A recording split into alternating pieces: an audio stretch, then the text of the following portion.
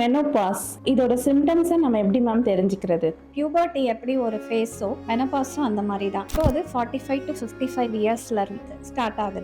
இது எதனால வருது பார்த்தீங்கன்னா, இதில் ஓவரி ஃபங்க்ஷன் கிராஜுவலாக ஏஜ் இன்க்ரீஸ் ஆகும்போது குறைய ஆரம்பிச்சு ஈஸ்ட்ரோஜன் லெவல் குறையிறதுனால நமக்கு மெனபாஸ் சிம்டம்ஸ் வருது. இது எப்படி வரும்னு பார்த்தீங்கன்னா, irregular periods like 3 months to 6 months once தான் பீரியட்ஸ் வர மாதிரி இருக்கும். அண்ட் வெயிட் கெயின் இருக்கும், ஆங்ஸைட்டி இருக்கும், ஹார்ட் ஃப்ளஷஸ் லைக் ஏசியோட ஃபேனோட ஆனால் வேர்த்து கொட்டும், ஸ்லீப் டிஸ்டர்பன்ஸ் இருக்கும், அண்ட் வெஜைனல் ட்ரைனஸ் வரும். இதனால ரெக்கரண்டா யூரினரி இன்ஃபெக்ஷன்ஸ் வரலாம். ஸோ ஓவராலாக நம்ம ஹெல்த்தே அப்படியே குறையிற ஒரு ஃபீல் இருக்கும். இதுதான் மெனபாசல் சிம்டம்ஸ். ஸோ இதை எப்படி மேனேஜ் பண்ணோம் பார்த்தீங்கன்னா, ஒன்றுமே இல்லை, சிம்பிள் டயட். கால்சியம் சப்ளிமெண்ட் ரெகுலராக எடுக்கணும், விட்டமின் டி எடுக்கணும். விட்டமின் டி எடுத்தால் தான் நமக்கு கால்சியம் அப்சார்ப்ஷன் நடக்கும். So phone health will be maintain. அது தவிர்த்து புரோட்டீன் நிறைய உட்கொள்ளணும், அப்பதான் நம்ம மசில் மாஸ் மெயின்டைன் பண்ண முடியும். அண்ட் ஒமேகா 3 ஃபேட்டி ஆசிட்ஸ் எடுத்துக்கலாம். ஸோ ஸ்லீப் டிஸ்டர்பன்ஸ்க்கு மெக்னீஷியம் சப்ளிமெண்ட்ஸ் நல்லாவே ஹெல்ப் பண்ணும் மெனபாஸ் சிம்டம்ஸ்க்கு பார்த்தீங்கன்னா. ஸோ ஓவராலாக மெனபாஸ் பார்த்து யாரும் பயப்படவே தேவையில்லை. இதில்